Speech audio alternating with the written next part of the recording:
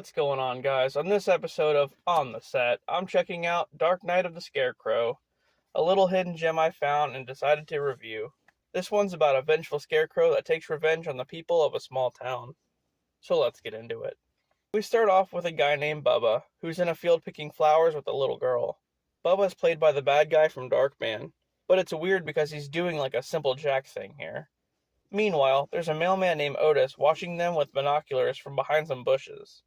Later on, Otis talks with another guy about how they don't like Bubba. Otis wants him dead, but the other guy just wants to rough him up a little bit. Bubba and the young girl, Mary Lee, sneak into a backyard that's filled with lawn gnomes. But all of a sudden, a dog appears and attacks Mary Lee, killing her. After finding this out, Otis and some others go after Bubba vigilante style and find him hiding inside of a scarecrow, which they shoot up RoboCop style. After he's dead, though, the group learns that the little girl didn't die and that Bubba wasn't even responsible. Oops, killed an innocent man. So they hold a trial for Otis and the others, but they get off scot-free due to the lack of evidence.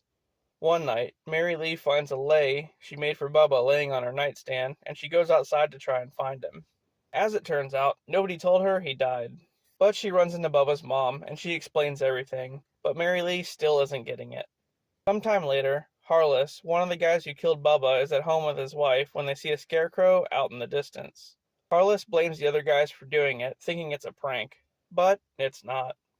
Seeing that the scarecrow has suddenly disappeared, he goes looking in his barn and ends up falling into a wood chipper.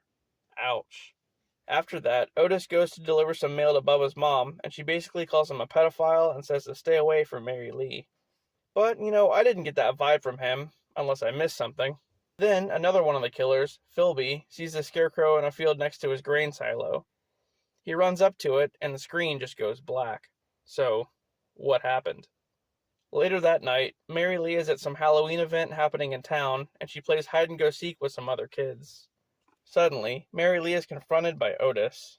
Uh-oh, the mom was right. As it turns out, this guy is a super creep. He wants her to come over and whisper weird shit into his ear. So she walks up to him and whispers that she knows he killed Bubba, and then she runs off. After that, the one guy, Philby, shows up and tells the others that the scarecrow isn't where he found it, so they go back to the grain silo to look around. Thinking that Bubba's mother is the one pranking them, Otis sneaks into her house and accidentally causes her to have a heart attack. Oh great, now you've killed 2 people. So what does he do? He turns the gas stove on high, right next to the fireplace, and leaves the house to blow up. Wow, this guy's a real piece of work. Meanwhile, Philby hears a noise at his grain silo and goes to investigate. He gets freaked out and locks himself inside the grain silo, where the machine turns on, burying him in grain, as he suffocates. After finding out that Philby is also dead, Otis and Skeeter, the 2 remaining guys, decide to go dig up Bubba's grave to make sure it's not him doing all this. But, once they do so, Skeeter freaks out and tries to run, but Otis stops him. It's unclear what they find inside Bubba's casket, though, because they don't really mention it. But when Bubba goes to bury the casket, Otis whacks him in the head with a shovel and buries him inside the grave. Jeez, man, this guy has lost it. Otis then flees the scene and sees Mary Lee in the road, who runs into the woods. So he follows her in. As he goes to attack her, a tractor randomly turns on and chases him across the field. Suddenly, Otis runs into a pitchfork and gets impaled.